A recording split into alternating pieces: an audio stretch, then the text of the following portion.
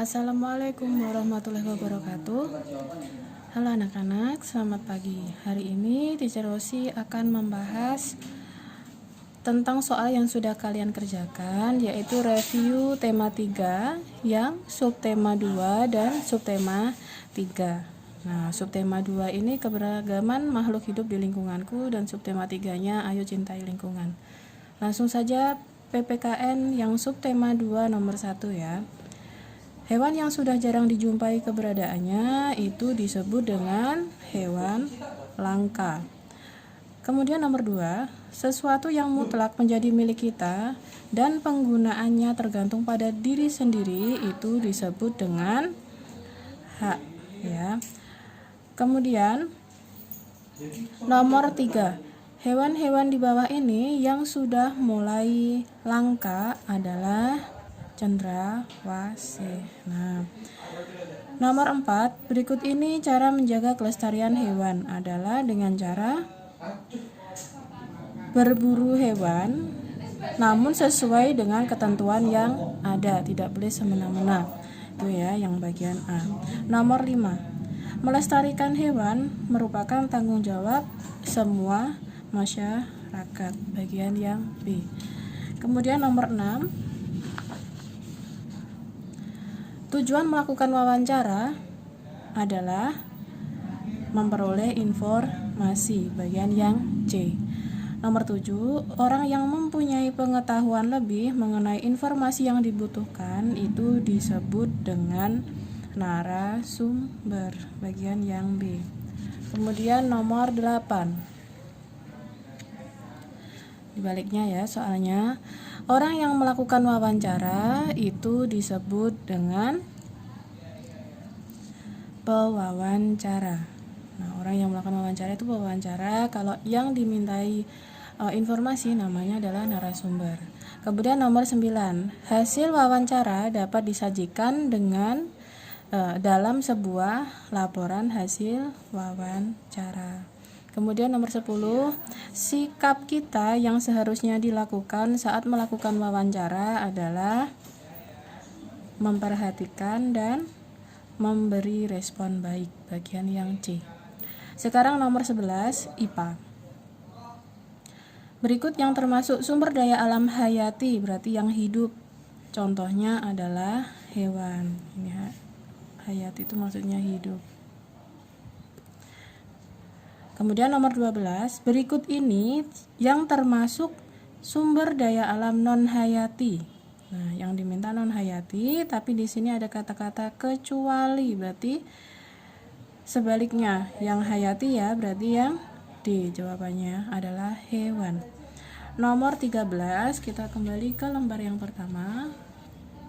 Nah, hutan merupakan tempat tinggal berbagai macam makhluk hidup yang harus dilestarikan. Nomor 14, sumber daya alam yang berasal dari makhluk tak hidup itu disebut dengan sumber daya alam non-hayati. Nomor 15, sumber daya alam yang menjadi sumber utama di bumi itu contohnya adalah matahari. Nomor 16, pemanfaatan sumber daya alam harus dilakukan secara bijak.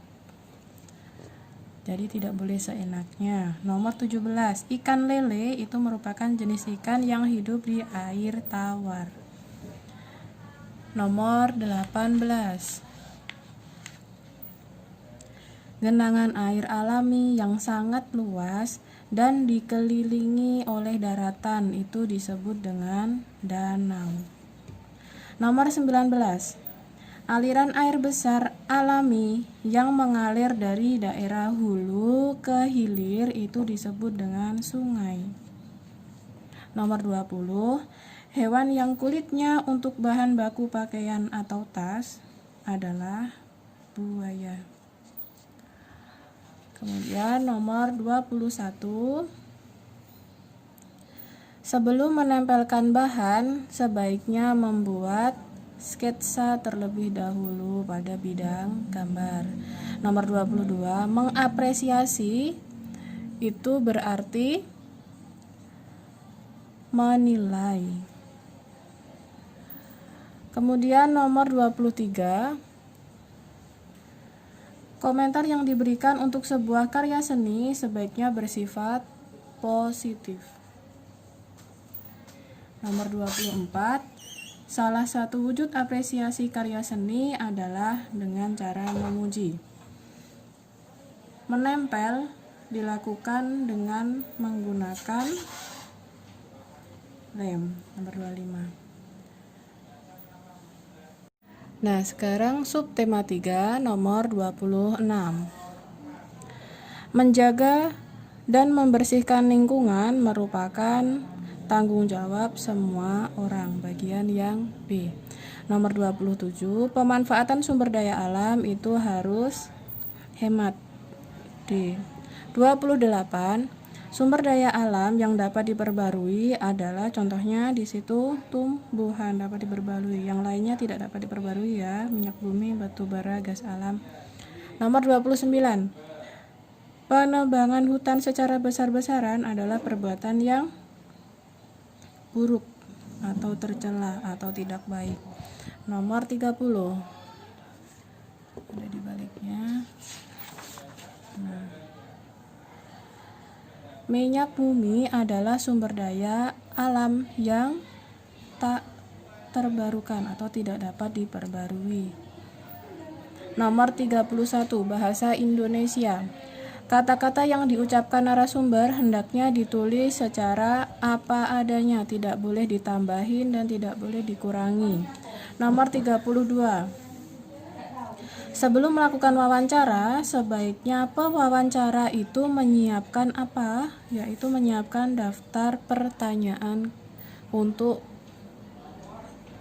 narasumbernya. Nomor 33, kalimat yang benar dan jelas disebut juga dengan kalimat efektif. B. 34, saat melakukan wawancara sebaiknya berbicara dengan sopan. B. 35, orang yang menjadi sumber informasi dalam wawancara itu disebut dengan narasumber. 36, sumber daya alam yang dapat dimanfaatkan untuk membuat kursi dan meja adalah pepohonan. Kemudian 37, dampak penggundulan hutan adalah tanah longsor. B. 38, kita dapat menebang pepohonan untuk dimanfaatkan kayunya, namun setelah itu kita harus melakukan penanaman kembali.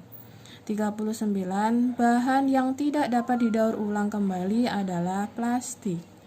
40, sumber daya alam harus dimanfaatkan secara bijak supaya tidak punah.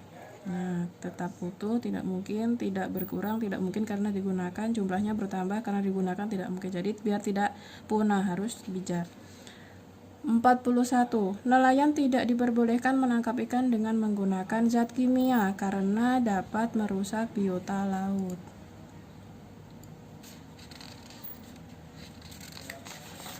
Kemudian nomor 42,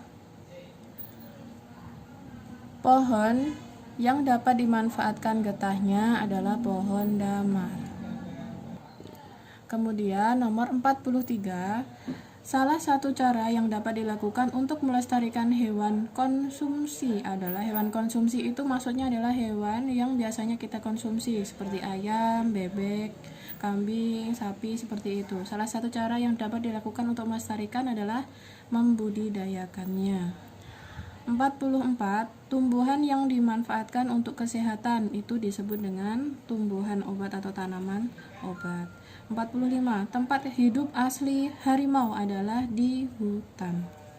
SBDP nomor 46. Karya seni berupa gabungan beberapa gambar yang sudah jadi itu disebut dengan montase. A. 47, bahan yang sudah tidak terpakai itu disebut dengan limbah. 48, montase dibuat dengan teknik menempel. 49, montase merupakan karya seni dua dimensi. 50. Orang yang ahli dalam bidang seni itu disebut dengan seniman. Oke. Pembahasan review tema 3, subtema 2 dan 3 sudah selesai. Silahkan jawaban yang masih kurang tepat atau masih salah bisa diperbaiki untuk dipelajari ketika akan menghadapi PAS 1 minggu depan. Terima kasih. Wassalamualaikum warahmatullahi wabarakatuh.